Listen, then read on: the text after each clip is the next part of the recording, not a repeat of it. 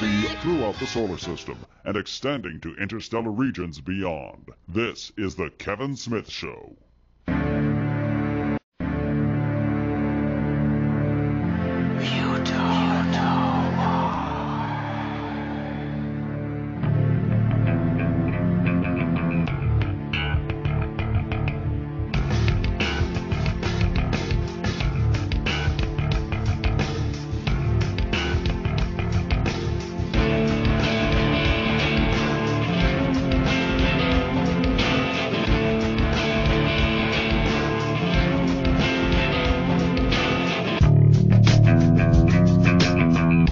Comments and views expressed on The Kevin Smith Show are those of the people that make them and do not necessarily reflect the views of Kevin Smith, The Kevin Smith Show, or its affiliates or sponsors.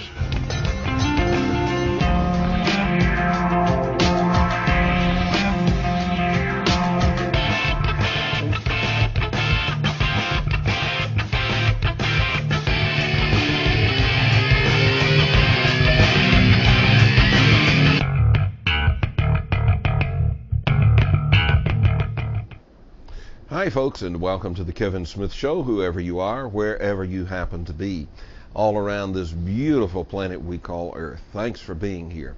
I'm here because you have a right to know and because you matter. Because of that, we publish a newsletter. It's called the K-Files, and it comes out every 2 weeks. We've been publishing that now since the year 2000. And we have people who are subscribed now who subscribed way back then. And so it must be a pretty good publication. We'd like for you to be getting it. It is absolutely free. It is the Kevin Smith Show newsletter. And if you're not getting it, well, nobody but you can fix that. And the only way to fix it is to go over to my website, kevinsmithshow.com. When you get over there, look right in the middle of your screen, and you're going to see a big word that says K-Files. Click that and subscribe. You're going to get a link in an email automatically right then. You have to click that to activate your subscription. All right? So be sure you do that. You have time to do it tonight. The next edition comes out this Friday, so be sure you do it. All right? We don't want you to miss it. Well, tonight we are going to be talking about something that we talked about right on the front end of the strange events. There have been more developments, and the developments are as strange, if not stranger, than the original events themselves. And we're very pleased to have with us tonight Robert Macdonald. Robert Macdonald is the one who brought us the story originally, and he is the one who is bringing us the follow-up.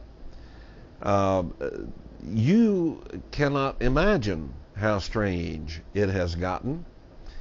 Would you imagine that a trucker could hit an animal with his truck, accidentally of course, and that this could lead to the disappearance of a major scientist? Well, that's what we're going to be hearing about here tonight, because that is apparently what happened. And the reasons, the whys, and the wherefores will all be put out on the table here tonight. And I think it's just one of the most fascinating, amazing stories that I have heard. And it is, by the way, in the news. You will have to use your translate button because all that news is written in Dutch. But it's there. I looked at it today, and it's real. All right, we're going to step away for a break. When we come back from this break, we're going to be talking with Robert Macdonald, and we're going to get that update. We're going to get all that information. Just going to take our time and wade through it because there's a lot of information here. And it's information I think you will want to know. And by the way, All of these events happen near a little town called Little Ghost. Really? We'll be back.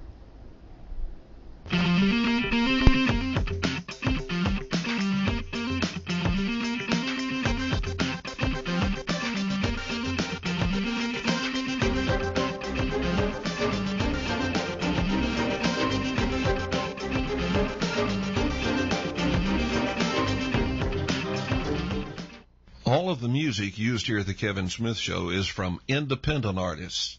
Most of it from independent artists at musicalley.com. Go over to musicalley.com. Check out thousands of artists and thousands of great independent tunes. musicalley.com.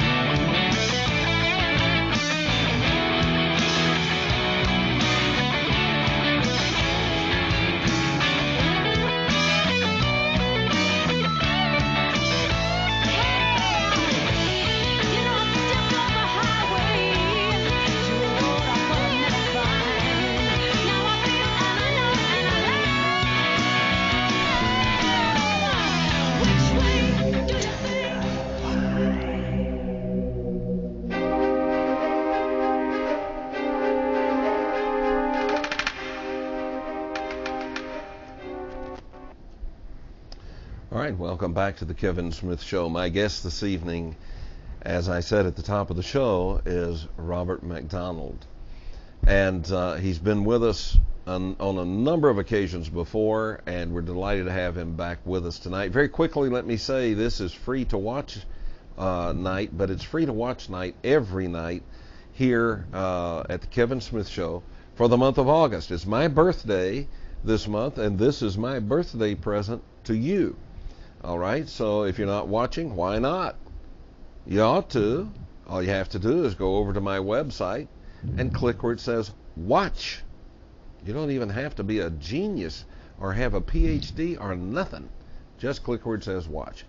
Robert, welcome back to the show. We are delighted to have you back. Thank you, Kevin. Pleasure to be back.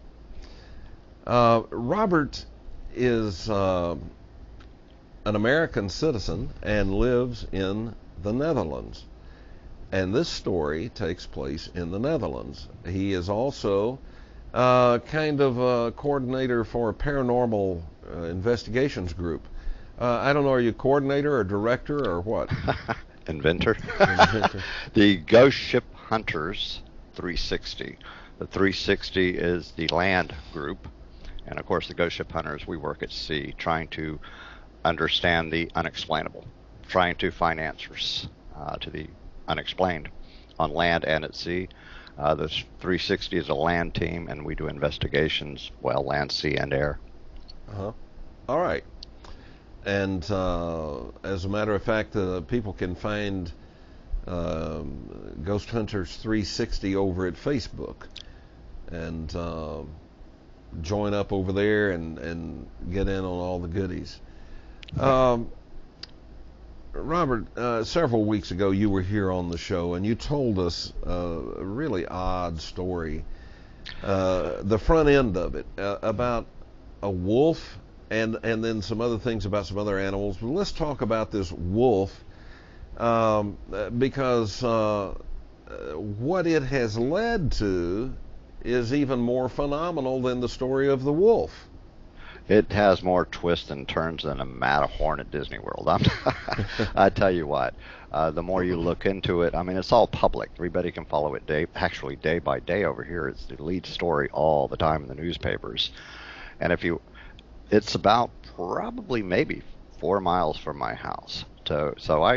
These small communities are hundreds of years old, these little Dutch towns and farm towns, and they give the towns the names, odd names, back in the several hundred years ago. What they see with their eyes, they try to describe it. What happened, Kevin? It seems simple enough, and it started out simple enough. A truck hit an animal, a dog, about at the beginning during springtime, right at the beginning of summer. Then he got out of his car and realized it appears to be a wolf. Well, the wolf has gone extinct in Holland almost 200 years ago, 170 years ago. The animal was gone, over with, for all of Holland. There has not been one report since. He contacted I guess you would call it the animal rescue, who immediately recognized this thing. And they're like, this is not possible. This little village sits in the middle of nowhere, honestly, in the forest. And by the way, let's talk about the little village before we go on. It's sure. I cannot pronounce its Dutch name, but its translation is Little Ghost. Little Ghost. It was given its name almost 600 years ago by the surrounding towns, which are much older, because of this glowing, childlike image that was constantly being reported by the farmers from then to actually now. And that's how it's got its reputation. They said it was a child-sized image that would actually glow or had a glow above it. And in recent reports of the little ghost, they say it makes the tree line in the forest glow when this child walks. And it has been reported almost 700 years. So that's how the town got its name. You know, back in those days in the medieval period, they would try to describe the best they could of what they were looking at.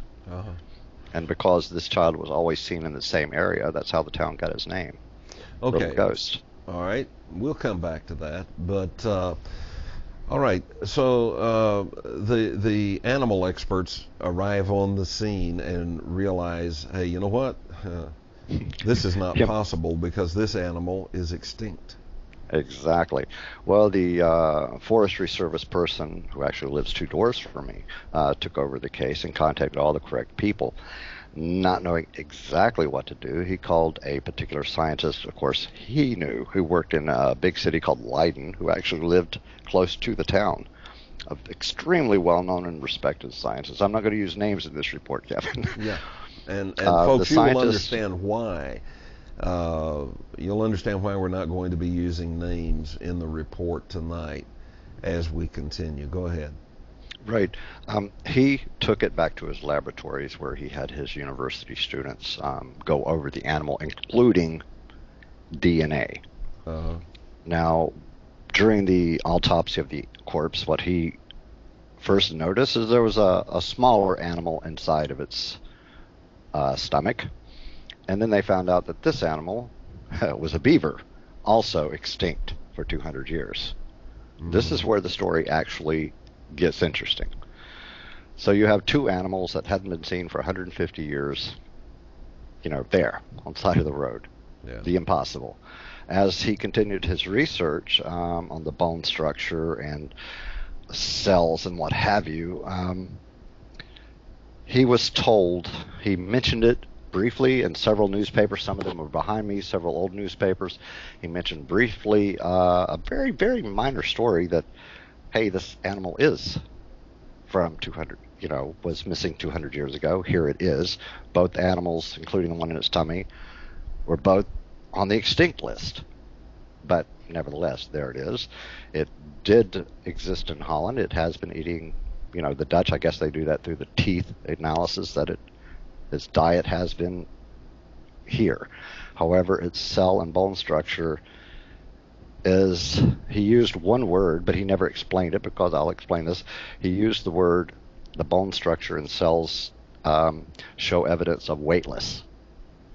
And that's where the story stopped. The next day, this guy went missing. The government took over the story. Okay, so hang on a minute. He said the bone structure and the cell structure of this animal show weightless? That's what he said. And he didn't get the chance to go further in the story. That was the last word in his story. Okay. Appeared to show evidence of weightlessness. Well, that was the last on that subject. Before he went gone. And the government took over the case with, again, leading scientists. But they gave it to another university, which, if you're trying to cover up something, that's a big mistake to do, because over here they make everything public. Well, these guys did an extensive investigation. A week later, they said this animal is 99.9% DNA is wolf, is absolute wolf. The animal inside of it is absolute beaver. I mean, you're getting the same subjects again and again. As I'm going into the story, I contacted my Forestry Service friend who first made the discovery. He said we've discovered a lot more since that time period. And he said to me, all the other animals. And I'm like, oh. So I took a drive out there after he had a short visit with me at my home.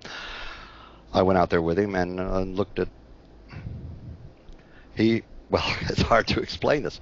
He said, take a look here. And on this carport, he had about 10 to 15 animals, I guess.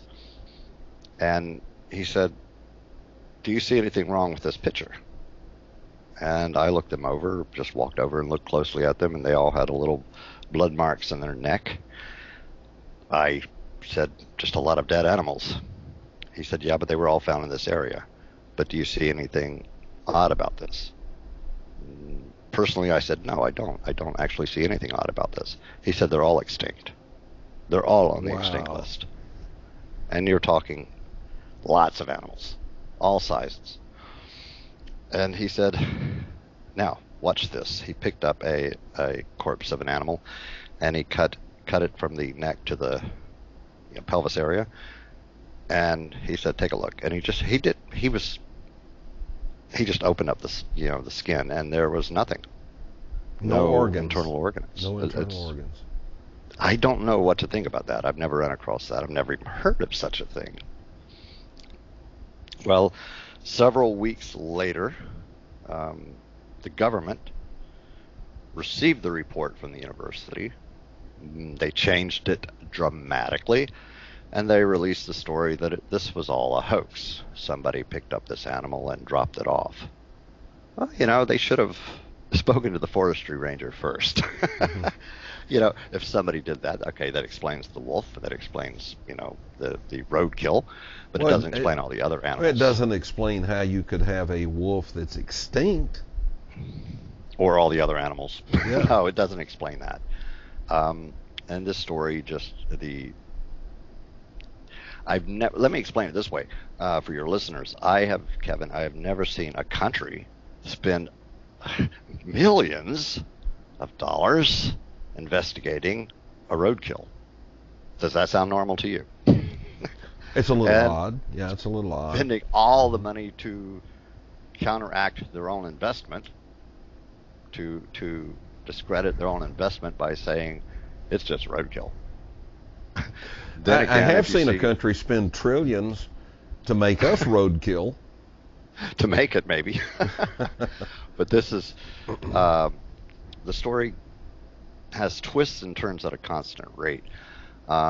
Recently, my paranormal group decided to do an investigation to go all through that area and actually interview lots of people. So we put in to do this, and we said we wish to bring a lot of ufologists out there. We got an immediate no. If you come out there with a ufology group, we're going to arrest you. So we used the only other option we had. We said, okay, we want to go on a ghost hunt. Well, the town is called Little Ghost. So they said, okay, you can do that under that name with these restrictions. You can't go into a particular forest, a particular area of forest. And we just agreed, of course, we're not going to listen to them, but of course we agree with you. And the amount of military vehicles for this little nowhere town in the middle of nothing, I found amazing. They're obviously looking for something. I mean, a massive search for something, but I don't think it's an extinct animal. Well, what kind of military vehicles are we talking about? A lot of Humvees and a lot of European military vehicles, mostly personnel carriers, and a lot of, I don't know what you call it. I don't know the name of the helicopter. A lot of black helicopters. I guess you would call them Black Hawks, or I really don't know. Black helicopters. Yeah. Well, they could be any kind of helicopter and painted black. So, okay. All right. So, we have here is we have a wolf that has been extinct 150 plus years, and there he is. In his stomach is a beaver, also extinct for about the same period of time. Exactly. And these are not mummified. This is fresh roadkill. We have a scientist who speaks about it and says they show signs of having been exposed to weightlessness. And then he goes missing. So what happens to him? Is he still missing? What's the deal with this guy? He went gone for almost 2 months in this story. And, of course, that's when you had all the reports of it being a hoax, on and on and on. Meanwhile, these university students around Holland, from one side of Holland to the other, I guess they got a little bit upset about it, and they demanded, now this is what I found odd, because nobody knew where he was or what happened to him. They demanded his release, but they didn't demand it to any particular person, or they didn't address this subject to anybody. They just made this demand, or we're going to release all the other information you had us investigate over the years, referring to the same area, which that alone I found interesting. Yeah. So many of the public over here are paying attention to the animal. They seem to be missing the story of how Little Ghost got its name and the activity going on. It's more of a ufology story nowadays, but they keep twisting it back to the animal, constantly with the news articles. Almost every week since summer started, since the very beginning of spring, it's been front page news, and all over the world actually now. But people are missing, in my opinion, they're missing the big picture. What happened to the scientist? They made their protests and made this threat, and I understood it was in the news today that this person is back. The scientist is back. Yeah, with memory loss. I was waiting on the story all day long, and that they released it, and what do you call it, convenient memory loss. I think he's just happy to be back. All right, but now the story is far from going away. when you went and viewed the dead animals and the forest ranger was showing them to you, what kind of animals are we talking about? Everything from the size of a little Tweety bird to a cow. These are all size animals. But he said all of these are extinct. Well, they should be. They were considered to be. Mm-hmm. It's almost as if on that particular day, because these were collected on the particular day in question, these animals just appeared all over the place. And none of them have internal organs. Not so far. They were all assumed to investigate, their contents, of course, their stomach contents and where they came from and what have you. But no. The bird, for example, the larger birds, predator birds' wings appear to be extremely thin, the muscle tissue. Uh-huh. So they weren't flying. They were floating. That's the way the feathers grew, if you want to look at it that way. Uh-huh.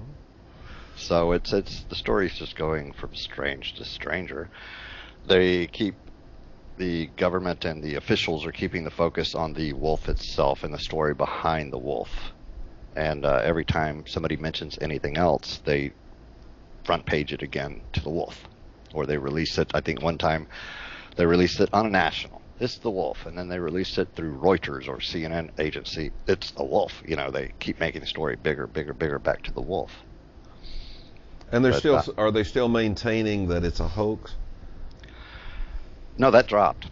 When the scientists got released, they dropped. Well, you can't say it's a hoax when you have several universities who looked at the animal. And there's lots of photographs of these scientists now who looked over the animal. They can't say it's a hoax. These scientists have said it very publicly. It's 100% wolf. All right, we have to step away for a break, and folks, will be back with more of this strange story right after this.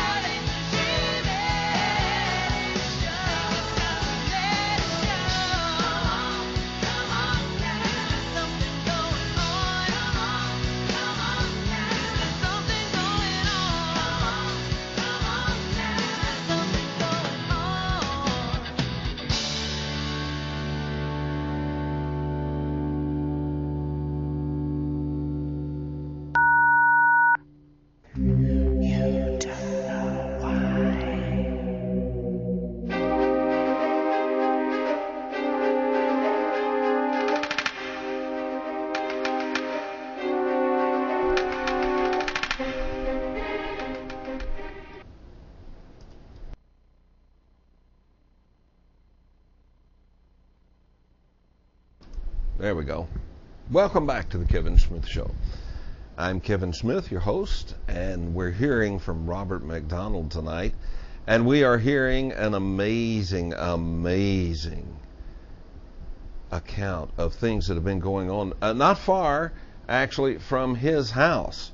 He said within about 4 miles of where he lives in the Netherlands. And so he's sharing with us some pretty strange stuff. Now, what we've got, as I understand it, is we have a whole bunch of animals that have turned up dead that are supposed to be extinct. They've been on the extinct list, some of them for over 150 years. And there they are, verified, and by verified I mean scientifically verified to be there. And these are recent, these are not like mummified animals or fossilized animals. These are fresh, and it started off with a wolf that is extinct, not supposed to be there, been extinct for over 150 years. A scientist who spoke out about it and let people know that, it's wolf. The DNA shows that it is wolf. It's from here, and it's extinct, and it shows signs of having been weightless. He goes missing. Other scientists and students at other universities make demands of the government and say, basically, all right, if you don't return our colleague to us, then we're going to make public all the other secret stuff you had us work on. We're going to make that public. And so the scientist, at last report, has been returned to them with memory loss. And but the story really doesn't end there. It's not just the wolf. It's not just the extinct beaver that was in the extinct wolf's stomach. Not just that. A lot of other animals have shown up dead that are also on the extinct list, not supposed to be there. And they don't have any internal organs. But Robert, you said they have like a puncture mark in their neck? Yeah, from what I've seen, there was the only mark. I actually picked up one and really looked it over. It had a little large nail size hole in the neck. All of them. I mean, if you take a large animal like a horse and you see that, the same little tiny puncture, and you see how thin their stomach is, and you have a person right there in front of you who says, well, look at this, and then cuts it open, and there's nothing there but ribs. You don't know what to think.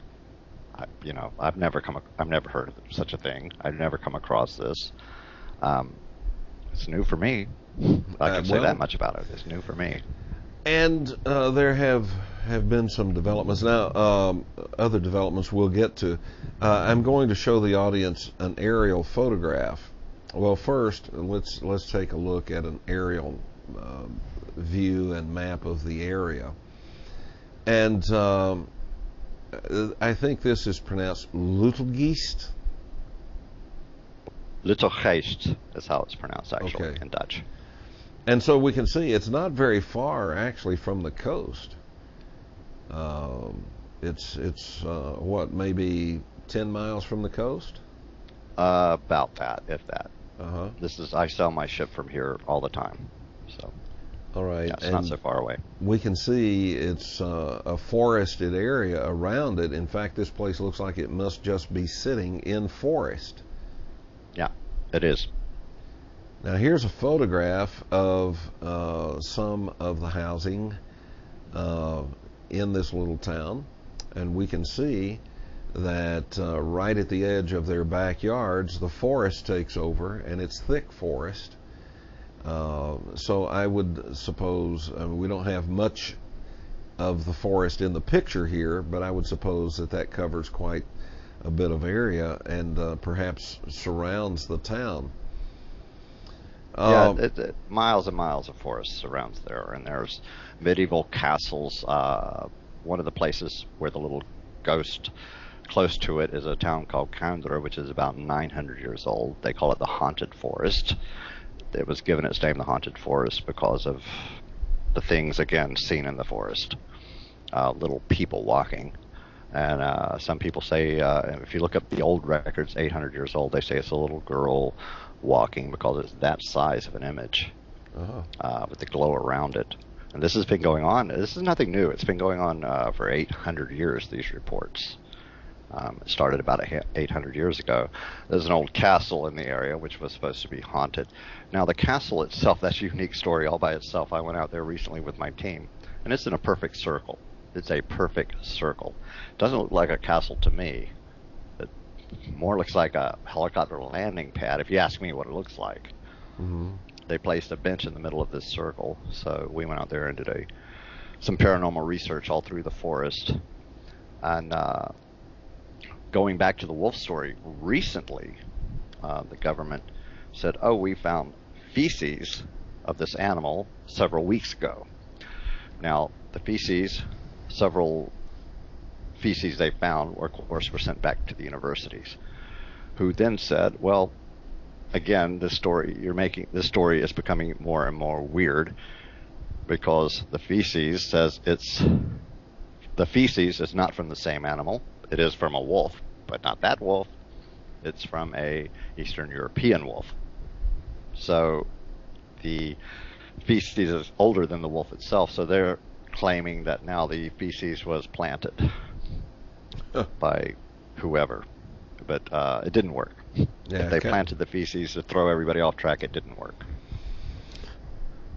Now, when you went to this town with your group to investigate, mm-hmm. you couldn't go there as UFO investigators, or you would be arrested. On site, yeah. On site. That's correct. Okay. So you went there as paranormal investigators, and that was okay. Oh, that was just fine. Yeah, that was just dandy. We were allowed to do that all night long. Mm-hmm. In certain areas. Sounds like they're overly sensitive about UFOs there. Well, the area, like I said, has an 800-year-old reputation for that. So with the recent events, if it's just a natural wolf that strayed in from Eastern Europe, if you want to go by the government's claims now, if it was something that strayed into the area, wolves travel in packs. They don't travel single. No wolf travels single. They always travel in packs. They always have family groups. Mm-hmm. This was a lone wolf. So no conservationist, forest ranger, anybody else will go along with the subject that this wolf was out there all alone. That's just not even a possibility. Okay, so, what this sounds like, since the animals, according to scientific examination of the animal, showed signs of having been exposed to weightlessness. It sounds like this is a wolf that got here on a spaceship. Well, that claim was made by the one person who disappeared and recently reappeared with memory loss. He made that one last little sentence that these animals show sign of weightlessness.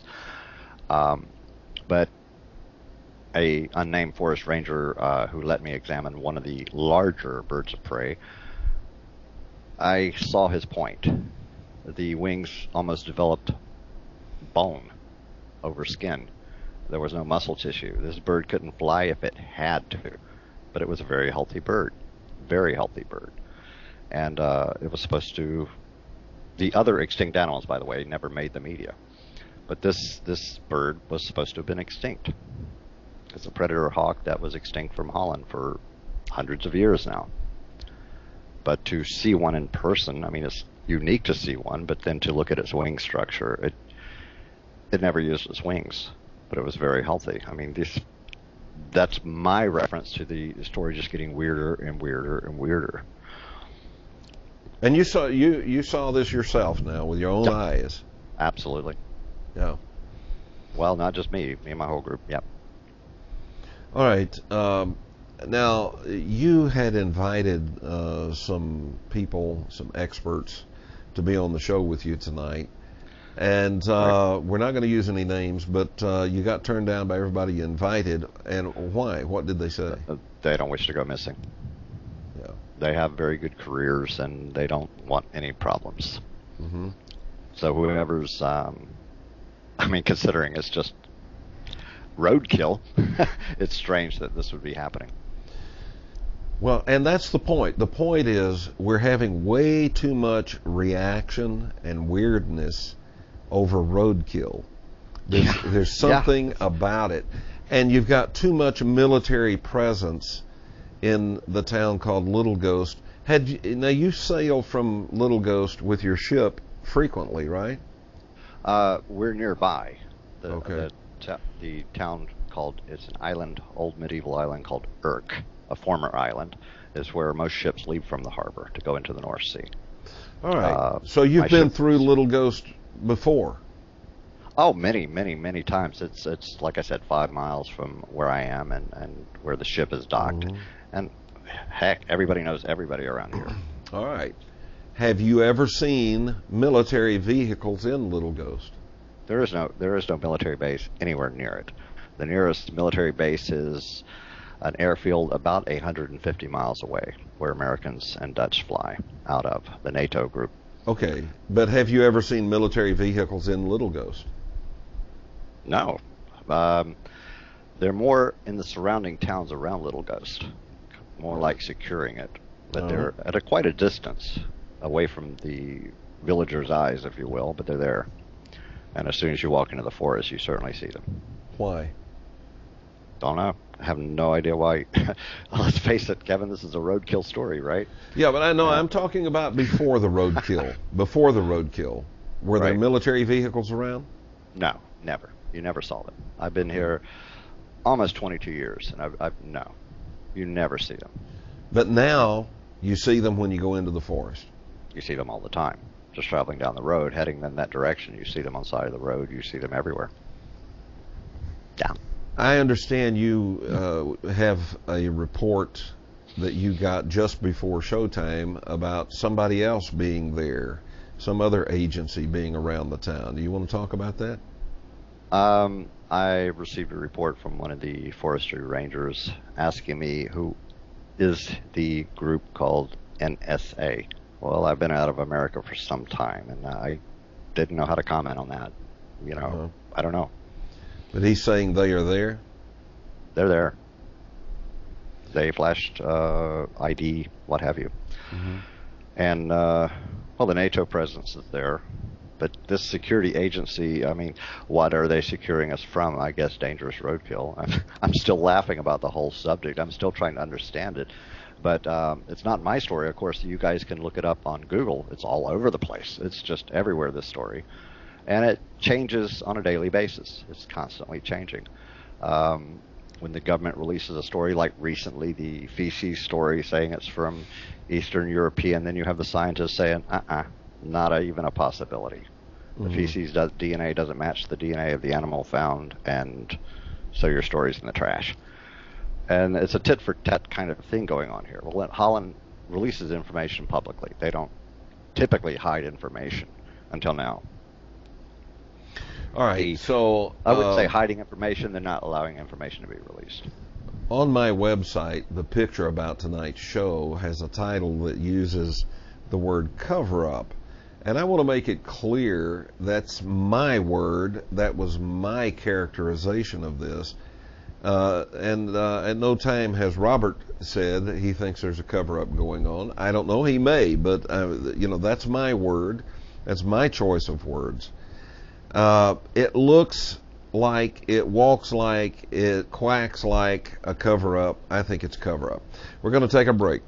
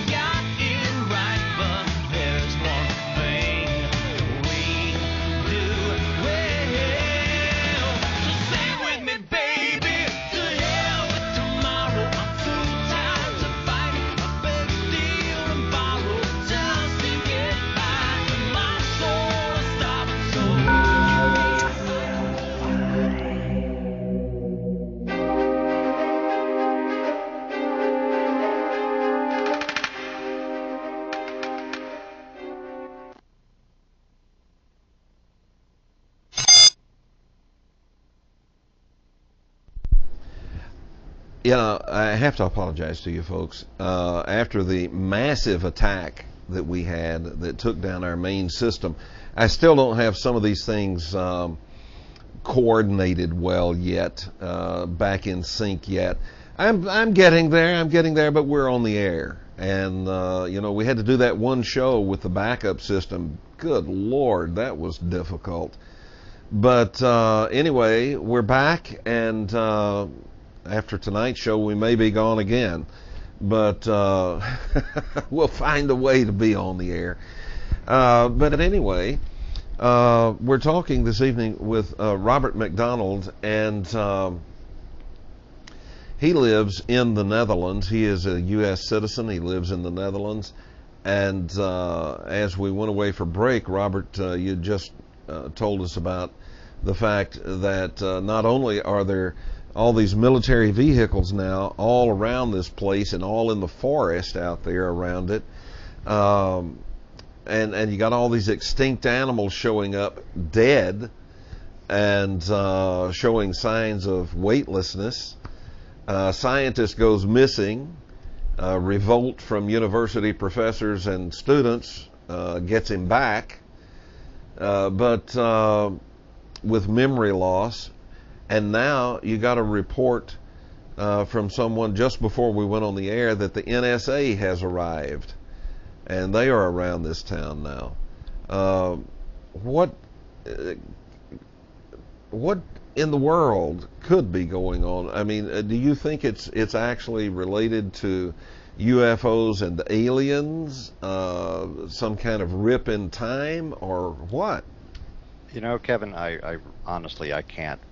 I'm not well rehearsed in this. I've never heard of anything like this. I can only go back to the history of the town and speak to people who have lived in the town countless generations. A lot of people who own farms in the area have been there since the 1400s. Their families, they just inherit the farm and hand it down, hand it down, hand it down.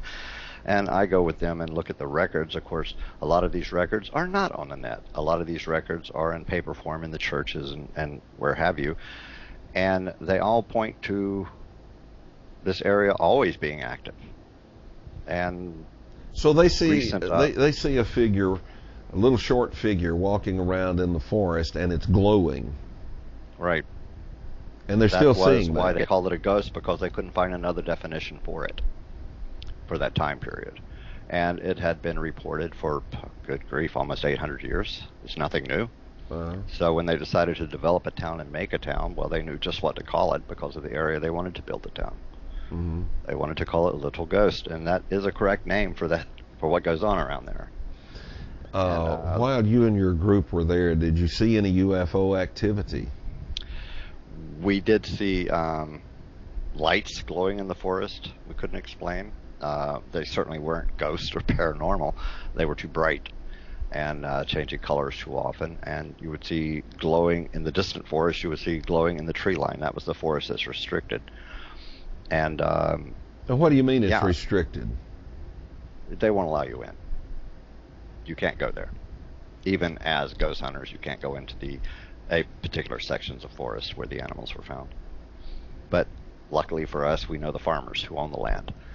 So we don't have to go into the forest. We can go into the farmland to get right up against the forest and still see what we need to see. And he explained, because he's lived there his entire life, his father did his entire life, so on, so on. He said, see the blue, green, glowing above the tree line. Well, that's usually the little ghost is reported being seen under this. And yeah, you would see it moving like somebody walking, just the light moving through the top of the trees like somebody's walking. Yeah, actually we saw several of them at once, as if maybe 5 or 6 objects are walking through the forest with these really bright lights, but it's hard to explain what that is. You see it, but you don't know what to think, because I didn't actually see the little ghost or the little person, but I did see the light that has been described for 800 years moving above it. All right, so the light that the farmer informed you, well, when you see that, you usually see the little ghost under it, right? and you see it moving, and it's in the restricted area where the extinct animals were found. Mm-hmm. That's correct. There's a roadway that cuts right through there. But you can't go down this roadway. Not anymore. There's about 4 roads going into the little town and around the little town. Three of the roads are restricted. There's one main road that's open to the public all the time. They can't close that one. All right. Well, it would seem then, anecdotally anyway, that there must be some connection between these extinct animals that are found dead with no internal organs, showing signs. Scientists are totally convinced there is a space-related story here, but they're not allowed to release it, and it's not going to ever be released. In fact, I was told by a very good newspaper reporter friend, I have many over here, who said they were told to never release this story, and of the other animals. So some have anyway. Some have released a story anyway about the beaver and about the other animals, but yeah. But you said there are some scientists that are convinced that it's space related. Yeah, they're going short of saying UFO, ufology. One said this is more of a ufology story, and that's all he said. He made that one comment, and well, his stories, he's not allowed to be interviewed, from what I'm understanding. They refused to interview him. So. Don't you love freedom and transparency and Well, over here, it usually everything makes the news. When a UFO is seen, it's on the front page. I mean, they don't hide anything. Usually, it's never hidden, unless, of course, NATO gets involved or this new group. We're trying to understand the NSA, whatever they are. Well, NSA is not new. They're the ones monitoring this show right now, and that read all of your email. Would be. Especially this subject. Yeah, they're tuned in every night. Hi, guys. And but my question is, whose security agency are they? Well, that's kind of what we would like to know here, because they spy on us. Well, they seem to be everywhere, including Europe. They are a part of the U.S. government. Okay. But we're kind of wondering whose government is that too. That's the big question here, because they are in Holland. That does make you wonder if they're not part of the NATO group or just who. They seem to be able to go anywhere. Yeah. So, well, to say there's a security group in the area, that sounds pretty normal. They're securing the area. But have you ever heard of anybody anywhere in the world securing an area due to roadkill? If that's what it is. Well, okay. the wolf was roadkill. Exactly. But everything else was off the road, but still. And off Maybe the books too. too. There's a big mosquito out here. There's a lot of jokes going around now. Why are you not nervous to talk about this? Because it's very public news over here. In Holland, it's extremely public news. Almost every day it's in a newspaper, the story. So, and that's because of, thank God, for the university students who do not play the political game at all. They're educators and who are also releasing the story. These guys educate you. That's their job. That's what they do for a living. When they were given the subject, I think that was the government's first mistake, is giving them the subject to run with it. And yeah, well, they did. And these people are being very dead on honest with everybody. They're not saying E.T. They're saying, folks, here's the evidence. That's all they're saying, and that's all I'm telling you now. Here's the evidence that we know. We know the bone show whaleisms. We know the animals have been extinct. We know these animals are extinct. They're still not around. How they all got here in one night, it's almost as if they dropped from space. That's what one man said recently. It's almost as if they fell out of the sky. Well, that's a nice way to put it. But the area where they fell has an 800-year reputation of lights blinking in the trees, little people walking around. Just the area itself has an 800-year reputation of things happening. Now, I think some government somewhere says, okay, now we have an area with an 800-year-old reputation. Let's find out where they're coming from. the little people or the ghost story. You know, there's always something in a medieval story, in poetry and in writings. There's always something in back of it. There's always something real there, because they only describe what they see. And in those days, if you didn't wish to get burned at the stake over here in Europe, you definitely had to be very careful with your speaking. Yeah. All right, we have a break that's coming up. And we're going to step away for this break. We will come back and open the telephone lines, ladies and gentlemen, on the other side of this break. The telephone number is 623-444-5889, and we'll take your calls after the break.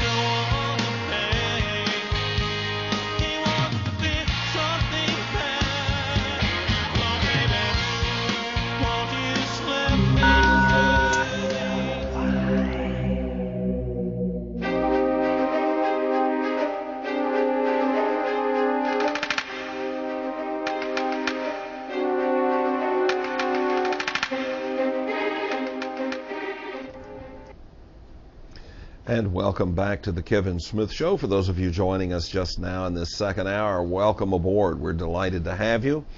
My sincere sympathy, and I mean my sincere sympathy for you if you missed the first hour. And my most sincere, fervent prayers that you never suffer that tragedy again.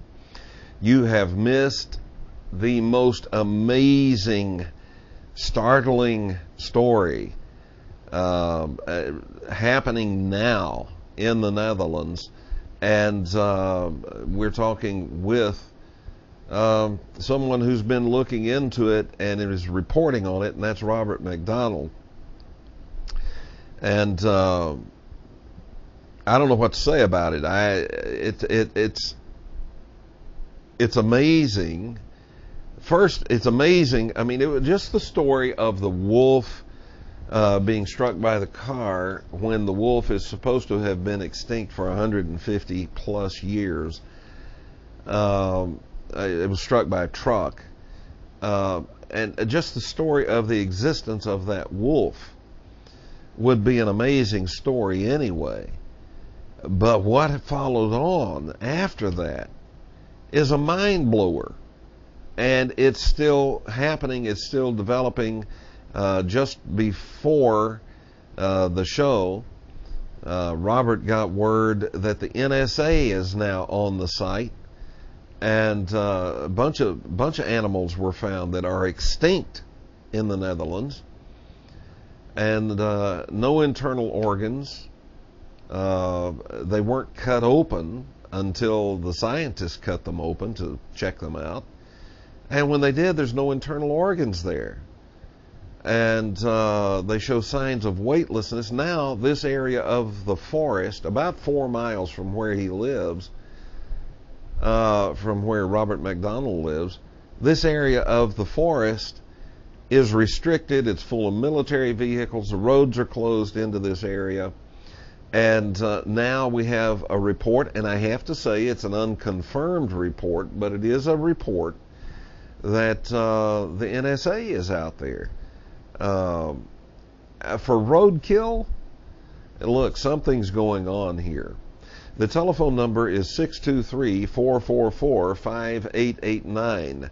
623-444-5889. And if you are in the USA or Canada, please use that telephone number. Now, if you're not in the USA, if you're not in Canada, you have that number and an additional option. The additional option, because international calling can be expensive, is you may use the flash message feature on my website. So go over to kevinsmithshow.com, scroll down, and you'll see the picture about tonight's show. Right above that picture is a link that says flash message, so you can communicate your questions and comments that way as well, if you're outside of the USA and Canada. Inside the USA and Canada, call us. All right? We love to hear your lovely voice. Folks, it's speculation for all of us. All of us are speculating when we try to come to some conclusion about where did these animals come from and what is this all about? And why is all this security in the area closing down that area of the forest now? Why is, if the report is accurate, the NSA on the scene in that area of the Netherlands now? What's all this about? It's all speculation, but what do you think? Now, some of you have been military. Some of you have been in NATO operations, and you may have an educated guess as to what all of this is. Some of you are remote viewers, and you're taking a look at this, and we need to hear what you see. Some of you are psychics, and you're taking a look at this, and we want to hear what you see. All right? This is all for us speculation. We are, after all, only the unwashed masses who pay for these operations. But it's happening, and it's happening right now in the Netherlands as I speak to you. What time is it where you are right now, Robert? Right now it's 5 minutes past 5 a.m. 5 minutes past 5 a.m. Mm-hmm. And so there's military guys that have been out there in those woods all night, and probably around 6 they will have a changing of the guard. There'll be some more come in. Those guys can go get some sleep. I'll tell you the image that comes to my mind. And I wish I could remember the name of the movie.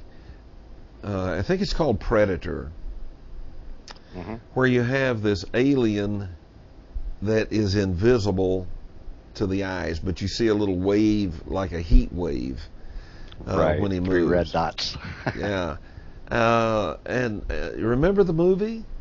And then, you had all these military people trying to, at one point, trying to take it out, and then mainly after that, just trying to get away from it. I mean, I'm not saying that's what this is, but that's what came to my mind, is it's something really weird like that is going on in those woods out there.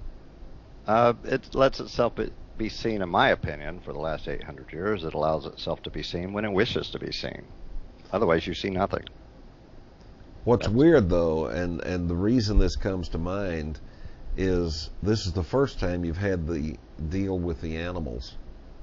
Yeah, this is a first. This is a first for any country that I'm aware of, to have them all dropped at one time and one small area.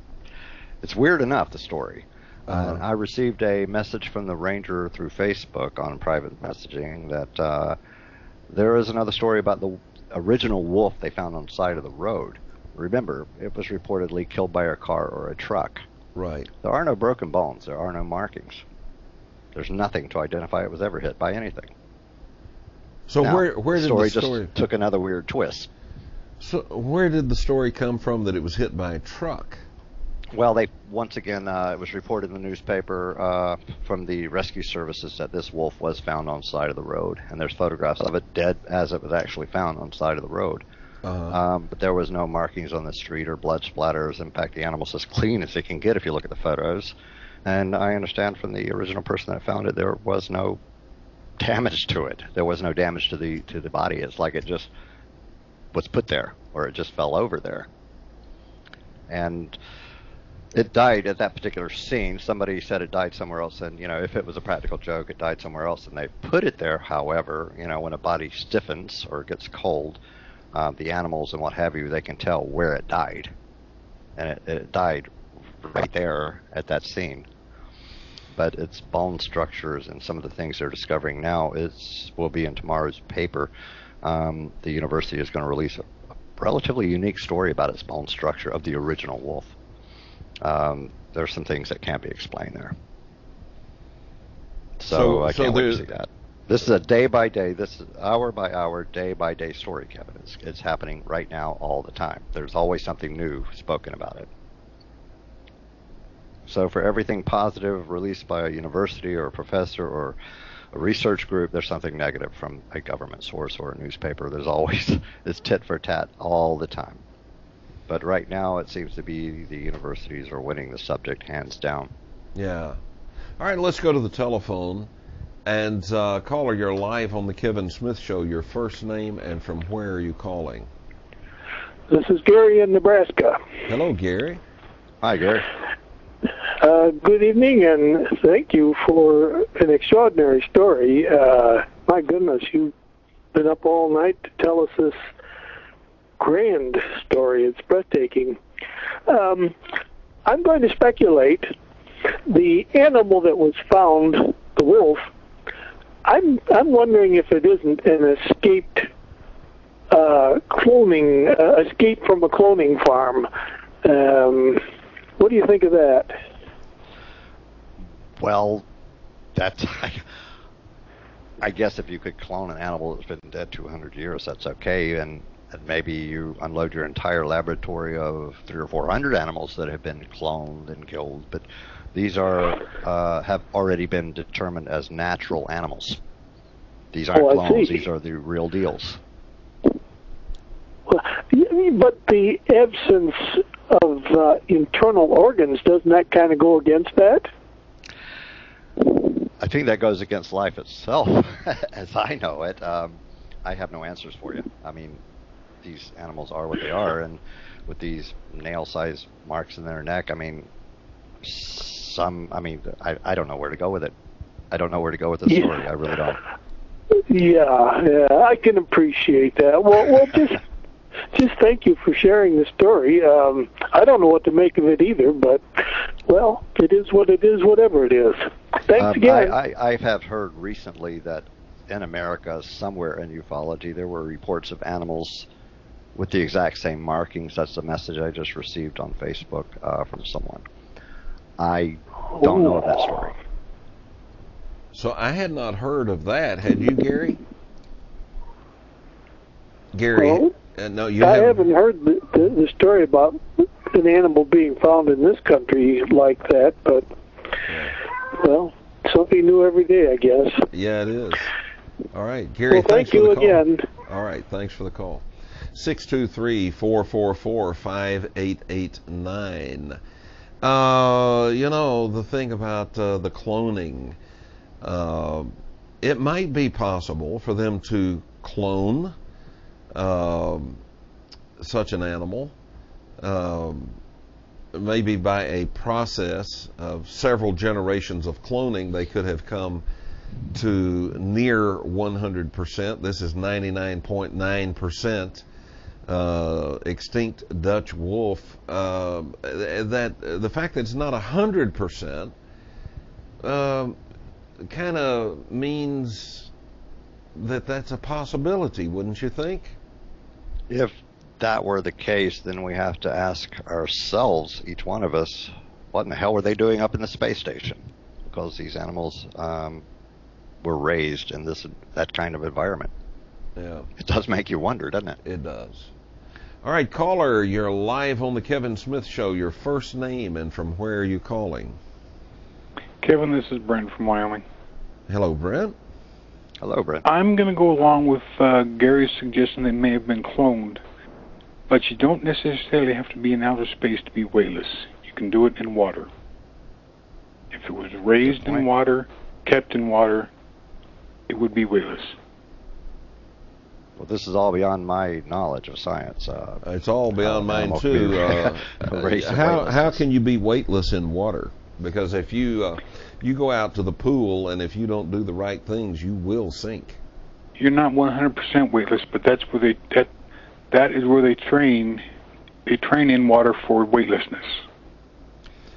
Well, you know what they do with that is you've got air tanks on, and then they hang weights on you to balance the air tanks down to zero buoyancy or near zero. So you're not actually weightless, and you still have the resistance of the water. I don't think that's the case, because the resistance of the water will give you muscle tone as you move. Yeah, I agree. Yeah. That was just a thought.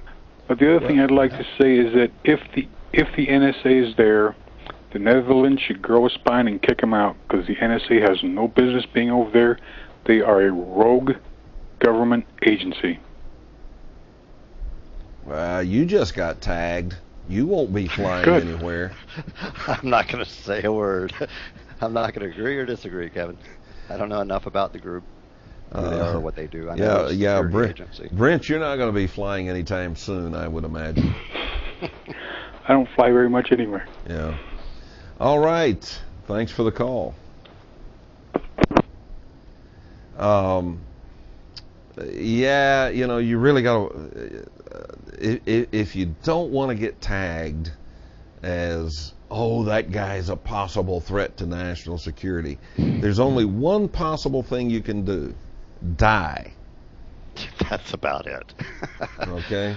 Well, the loveliness of this is that this is not my story. This is a story that's been publicized for a while here in the Netherlands. It's not a secret. Yeah, I was on the internet, and very public.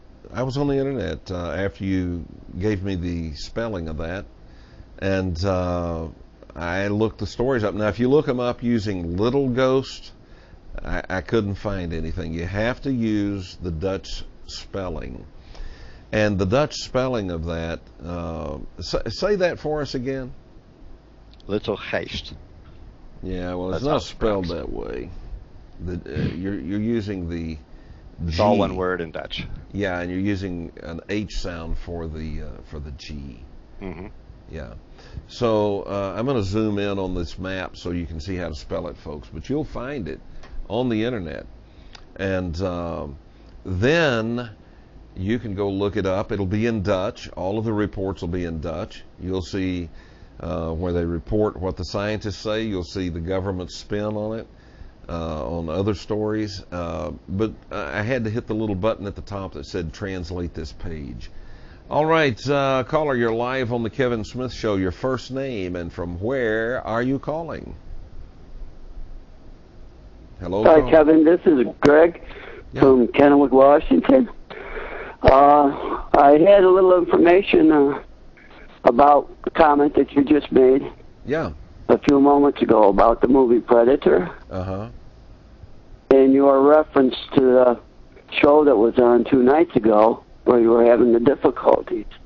I'm having a hard time hearing you over the phone. That's all right. We hear you. Go ahead. You're the one talking, so we can hear you. I take you back. The Iraq War, and the United States had just gone into Kuwait and Iraq and unveiled their stealth fighter. Yeah. I was watching the news one night, a show that comes on after the news, and they did a small newsreel segment on stealth technology, how the tanks were muffled, you couldn't hear them, and they were camouflaged in different colors and other types of camouflage.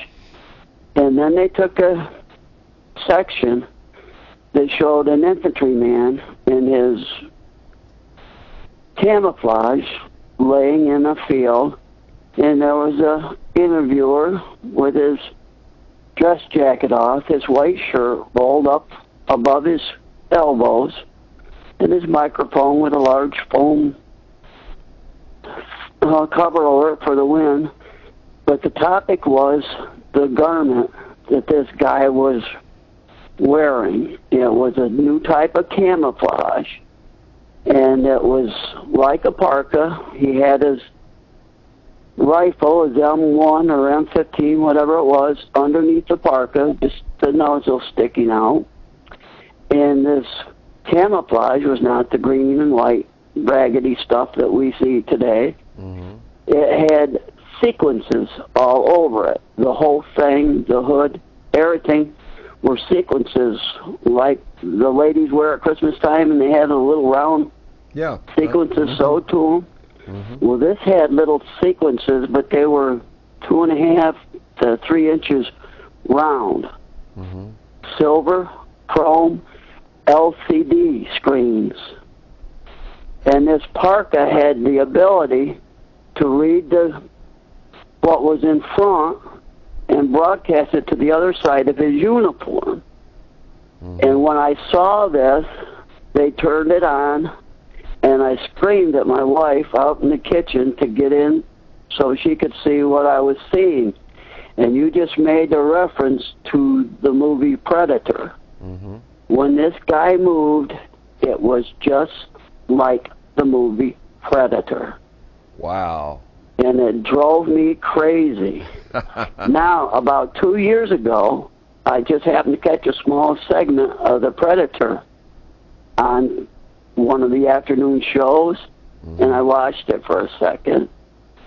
And what I saw back then was not like the Predator. The Predator had what you just described, the heat wave looking thing going on. They had to do that, to bring the character out in the movie. But when I watched this episode from 10, 12 years ago, the movement, all you saw was the outline of this character, the guy, the infantryman. And when he stopped moving, you couldn't see him at all. All you could see was the line around that. And ever since then, I just had a little thing, in my heart where the amount of stuff that they must know and have and don't share with us. Oh, yeah, it's got to be amazing. Absolutely amazing. And way beyond I thank you so much for the opportunity to tell that story. All right. Thanks for the call. Thank you, Kevin. You bet. Thank you for the call. All right. Well, folks, extinct animals they've been extinct for 150 plus years, and showing, according to the scientists who have examined them, they show signs of having been exposed to weightlessness. They're extinct. They're not supposed to be there, and a bunch of them are there, and they're dead. And when they cut them open to examine them, their internal organs are absent. And I would think that, see, what came to my mind, Robert, about the predator was this, that there's something out there that feeds on those animals. And that's yeah, one possibility, of course. And it arrived here on the spaceship that had those animals. And what you're seeing are the cast-offs from lunch. That's was something I was thinking about, and the examiner that I spoke with mentioning that the only thing that could have made this size hole that perfect all the way through the neck could only be a laser. Oh. Yeah, that's a text I just got from the Leiden University professor involved. He just, this is an hour by hour. They're still examining every little piece of it, and these holes could have only been made by a laser. They're perfect. Too perfect. Too many holes, all different size animals, but they are too perfect. So I found this interesting. Oh, I find it way more than interesting. There are no answers. Even he doesn't have an answer how or why the organs would be missing and a laser mark on the neck. The story is twisting like I said, a roller coaster every hour. Well, we have a flash message from one of our listeners who is located not all that far from you. He's in Belgium, Giulio Spardella, and he says, are there ley lines over there where all those happenings with the wolf and the other animals? Are there any ley lines? Now, are you familiar with ley lines? No, you got me on this one, Kevin. Okay. Ley lines are natural energy lines in the earth. They can be measured. Now I did hear about that, yeah. I did hear about that from one of the university students, not from the professors, certainly not, but from one of the students that, yes, whatever that is, it goes through the area. But I'm not sure what that is or what it's about, or I don't have an answer for that one. We'll explore that in just a moment. We're going to take this call. And caller, can you hang on through this break? Sure can, Kevin. All right. Because we got a break taking over like right now, and we're going to have to step away. We'll be back right after this.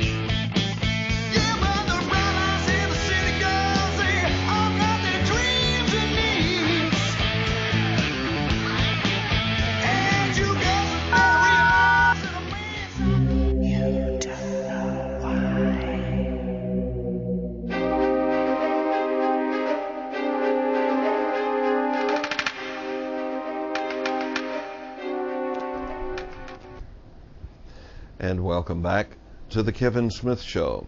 We're talking this evening with Robert Macdonald about an absolutely astounding story that's taking place, events taking place right now in the Netherlands.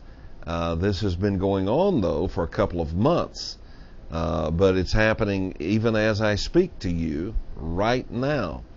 And Robert has been very gracious in being willing to be up very, very early in the morning in the Netherlands to be with us live. And if you're watching the show, you've been watching and hearing Robert. If you're not watching the show, ask yourself, where's the genius in that? Because it's absolutely free this month to watch the show. All right, so you just go over to my website and click watch. Robert, we have a caller on hold, so let's go to the telephone. Caller, you're live on the Kevin Smith Show. Your first name and from where are you calling? Kevin, this is Steve from Georgia. Hi, Steve. Hi, Steve. Hello. Well, while I certainly can't speculate as to the origin of these animals, I would like to speculate about the holes in the neck and the absence of the organs and how those two things are connected. In medicine, specifically in surgery, we can remove organs laparoscopically. You know, you take a very tiny device, you know, a little scope, and you can puncture a person's body, and you can remove large organs through tiny holes, because those organs, as long as they're internal, are very, very flexible, very pliable. You know, you can remove a gallbladder and have a hole the size of a large pinhole.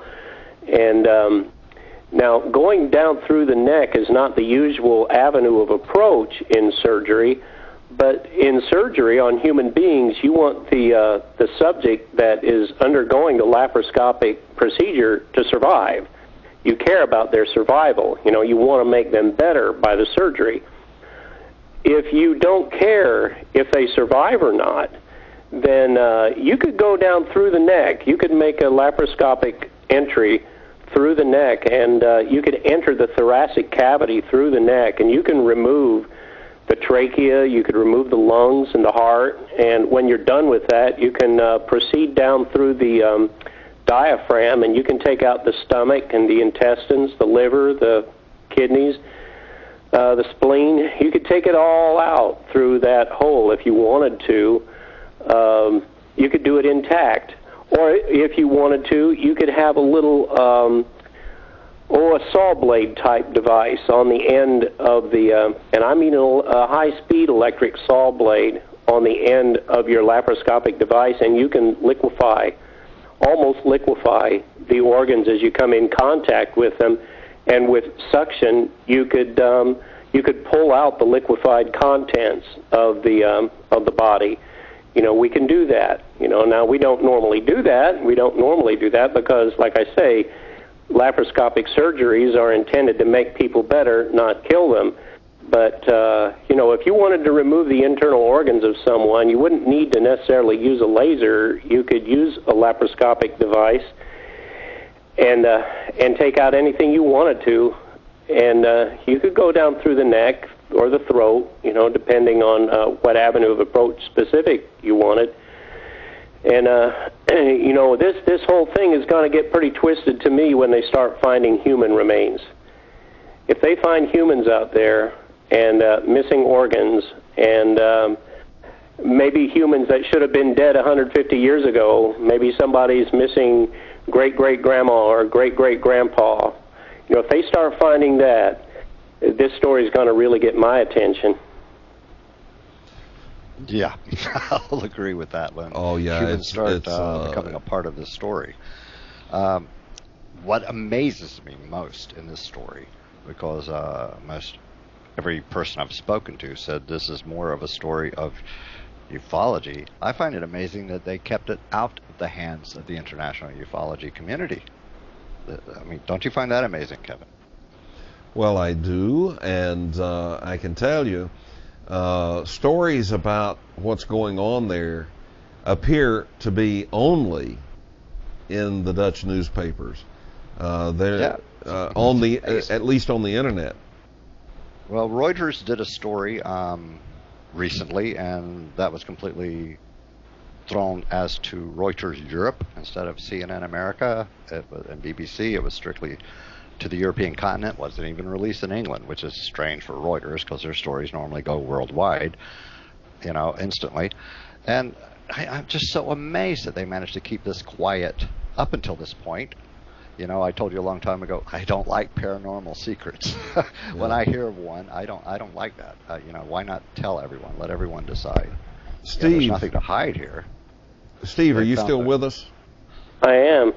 So let me ask you this now. The holes in the neck in these animals go all the way through the neck. Would that be common for laparoscopic? By all the way through, do you mean through and through, like through the front and out the back, or just through the fascia, the muscle fascia, and into the hollow parts? Let me have Robert answer that. Do these holes go all the way through the neck, through and through? To the throat. To the That's throat. it. Okay. To the opening of the throat inside. Through the muscle tissue into the throat. Okay, so that would be a laparoscopic entry. That would be. Now, I find it interesting that it's only carried in the Dutch papers, too, because the German newspapers are usually quick to pick up on stuff like that, especially, given the proximity of Holland. The papers in Luxembourg should pick it up, and I would certainly think that the Guardian in the UK would pick it up because they love to pick up sensational stories. They're kind of a step or two up from the National Enquirer. But that's another thing that's surprising. If only the Dutch papers are carrying this, especially if Reuters picked it up. Because Reuters is owned by the Rothschilds, and once they pick it up, it's kind of. Well, it's hard to say what's going to happen to it once the Rothschilds get hold of it. Well, actually, Reuters have done a story. I found a story already there from Reuters, but it was strictly for the continent of Europe, and I found that, and not UK, not America. I found this very odd. Mm-hmm. And they're trying to keep it quiet. That's why I wanted to do this show. There are news agencies, major news agencies all over the world that tune into this show night after night, so it may be out there shortly now. Yeah, it's too late now. The best way to learn is to make it public. Yeah. Steve, how would you account for 200 or 300 animals that are extinct showing up all in the same place, the same day, with all these same death symptoms? Well, one of two things, Kevin. Either, as you speculated, it was a UFO, and, I wouldn't know that it would be lunch, but it could be. That's certainly a possibility, that they may have fed on the internal, the juices and essences of these animals, and then dumped the wrappers, you might say, and, the hollow bodies being the wrapper, and the nice cream-filled inside is the inside of the Hostess Twinkie or whatever. That's always possible.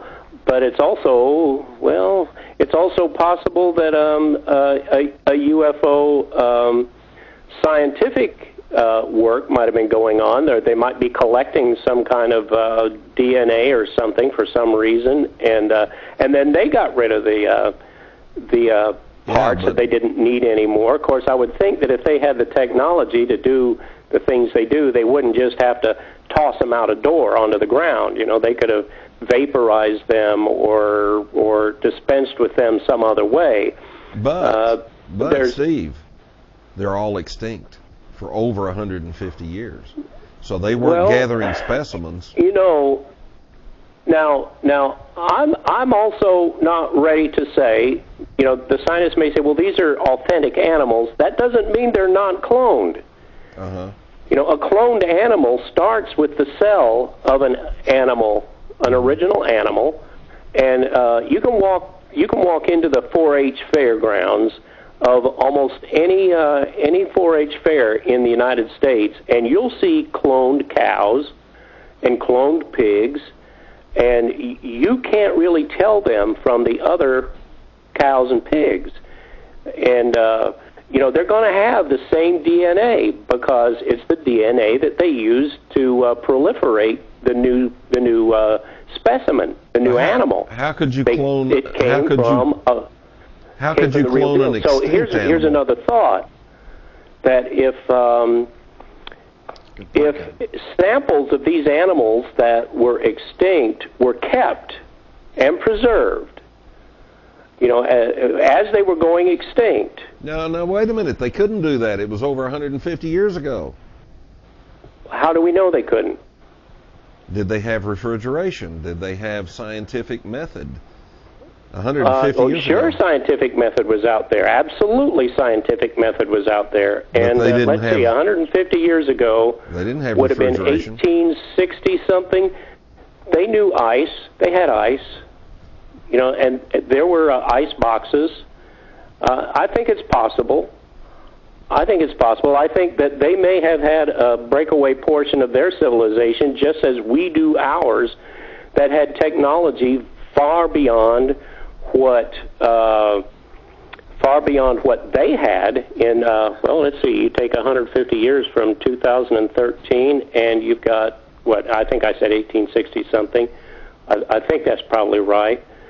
I think it's possible. I think it's possible they could have preserved these, and there may have been people thinking in terms of a future series of experiments. There may be some lab out there somewhere that we don't know about, but that doesn't mean it's not there. And they might have gotten careless, and that's why the NSA is out there. They're wanting to know why are they being careless. How come there's evidence out there? Because, that breaks the secrecy. All right. Now, Robert was about to say something. Go ahead, Robert. Now, one of the other theories that was recently put to me, because as of tonight, is the animal that was found on the side of the road wasn't busted up. It obviously wasn't hit by anything. Could it have, when it was still warm, could it have fallen out of a laboratory's truck? And they could have been dumping the animals in the forest. Well, I guess that would be a logical answer. However, most of these, if it was a bio lab or genetic lab, I think they would have secured the animals a little bit better than that it couldn't have fallen out of a truck. If it fell out of a truck, it would have the trauma of the fall on the body. Yeah, there would be trauma somewhere, but this animal's perfect. In every photograph, he's absolutely perfect. And I think a laboratory would have had an incinerator anyway. I don't think they would have dumped them in the forest. They would have probably I don't think so either. Put the bodies in an incinerator and burned them. And what a tragic thing. I hate seeing that wolf on the side of the road like that. That is truly tragic. Well, it is. But we have to account for that the bones and the cell structures show signs of being exposed to weightlessness, and There's that just too many doesn't question happen marks if it. in the story, Kevin. Yeah. See, that doesn't happen in a few seconds. That happens over a period of time in weightlessness.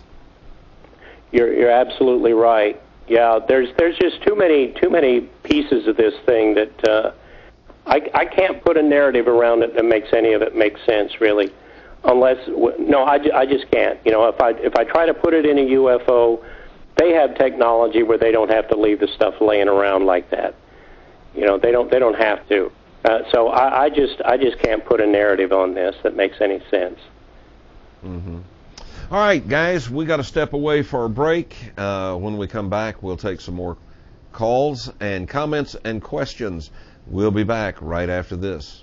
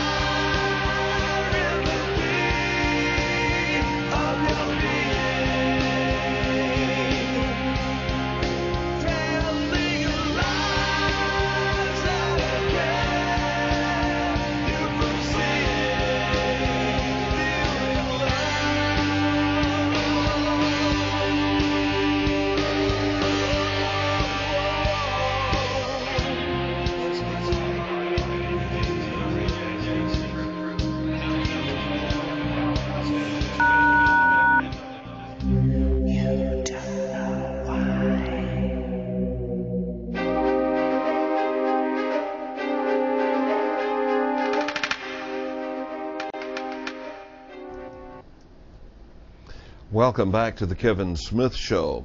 We are on final approach, and folks, this is one amazing story. And it is going on as we speak. It is happening. It's taking place now in the Netherlands. But it's a story that's been taking place and developing now over 6 to 8 weeks, a couple of months. And but it is happening now. And just before showtime, we heard that, hey, you know what? The NSA is out there. Pardon me.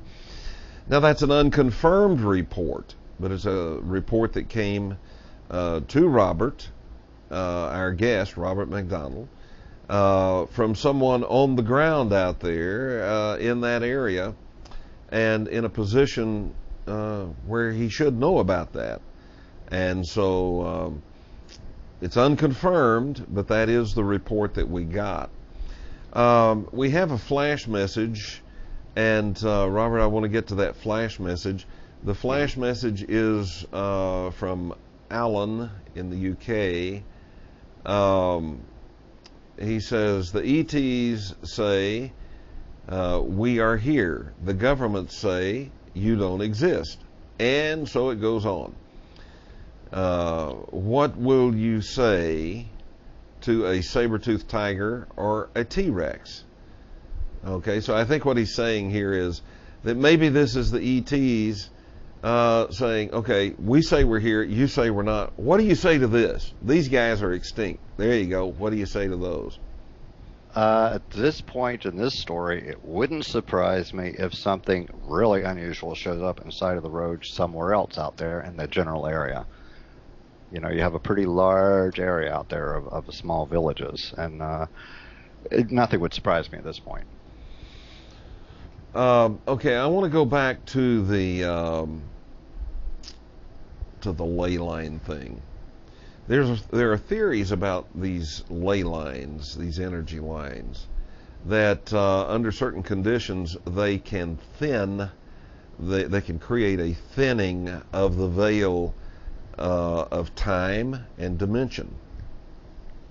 And so, you know, if this is, you said you had a report that there is a ley line that runs right through this area of the forest, right? Right, but I know little to nothing about that subject. Yeah, well, you know, this is real science fiction-y, but at the same time, we have seen science fiction become science fact again and again and again, and repeatedly and rapidly. So maybe this isn't as science fiction-y as it sounds. If there is a ley line there, and if we've got weird stuff happening with the sun, which affects the energy lines in this earth. Okay, so if that's the case, and if that theory about ley lines holds any water, it's a huge if.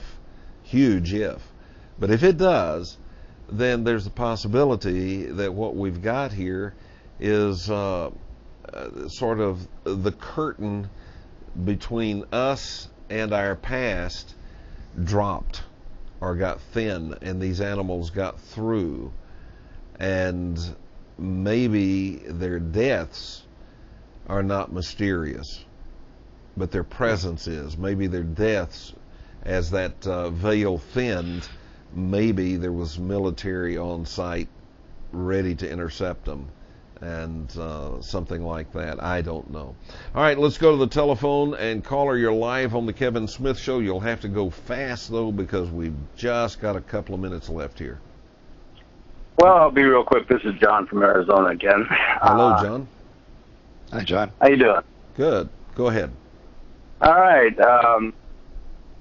I don't have a solution to everything, but one thing that we realize, and scientists continue to make statements that insinuates that they have all the answers. Mm-hmm. And I just want to remind people about the coelacanth, which was a prehistoric fish that was supposed to have been dead for millions of years, until they found one in South Africa about 1950, and it was still alive and kicking. Yeah, absolutely. And I mean, they're known to still be in existence today. Right. You know, they caught it alive, kept it alive, and there was one even earlier than that was found off the coast of South America, but they didn't have the way to preserve it. But they brought it up alive and then preserved it in whatever that solution is. That's formaldehyde. There we go. Okay, Robert, what did you say? I'll be really quick. I have a message from a Dutch astronaut. He said, in space, in modern times, internal organs are not, for creatures are not necessary. Machinery makes it capable to survive them. That's interesting. With an incision through the neck, well, this is not an incision, it's a laser puncher, but an incision through the neck, and I wouldn't know how it works from that point, but that's the end of his message, that it's possible to keep an animal alive in 0G with no internal organs. And this is from a Dutch astronaut. Right. That's his opinion. It's wow. possible. What do you think about that, John? Well, I could only hear part of it. You could do the recap on it real quick for me. He just got a message. He just got a message from a Dutch astronaut who said that in space, in 0Gs, the internal organs of an animal are not necessary in order to keep it alive. Well, that's pretty interesting, you know. And if it doesn't happen in space, who knows? You know, it could have been brought there, but there may be situations on Earth that are similar or enough similar that it creates those. You know, people keep thinking that the world is a small place, and because we can travel around the world in a few hours, but if you got all the people together in a New Year's Eve kind of crowd, you would only need an area the size of Rhode Island to get every man, woman, and child together in that kind of a crowd. Well, I understand what you're saying, but you don't have weightlessness. And these animals do show signs of weightlessness. All right. All right, John, we're going to have to run. We're too close to the end of the show, but thanks very, very much. Interesting thoughts. Robert, do you want to give your website? There is no website. I do not use websites. All right, but you do have a web page.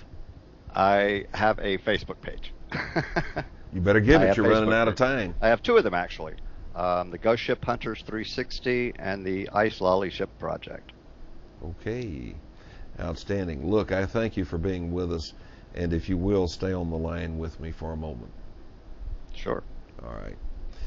Okay, ladies and gentlemen, you have come to know that when you come to the Kevin Smith Show, we're going to do our best to bring you the best and the most cutting-edge information that we can.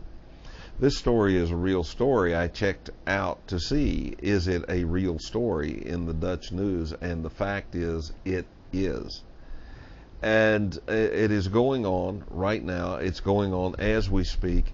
You've heard tonight from rangers. You've heard, I mean, you didn't hear them. You heard as Robert read their messages to him. Nobody wanted to come on the air with him because they don't want to go missing. And so it's a very real fear they have. You heard from a ranger. You heard from a college professor. You heard from a Dutch astronaut. I mean, this thing is real. It's happening. Something is way, way different from just roadkill here. Because you've got military vehicles all out in the woods. You've got roads shut down. We have a report, at least, that the NSA is on the scene. We don't know that to be a fact, although we have no reason to doubt that based on the source of that information. But we have not been able to corroborate that. But it's all right here at the Kevin Smith Show. In order for us to keep broadcasting night after night and bringing you interesting and important information, we need your help. Click that donate button and help us be here tomorrow. We'll be back. No, we won't. Not tonight, but tomorrow night and I hope you'll be here. My friends call me Steel Eye, my enemies do too. You call me whatever you want. Just keep coming back again and again.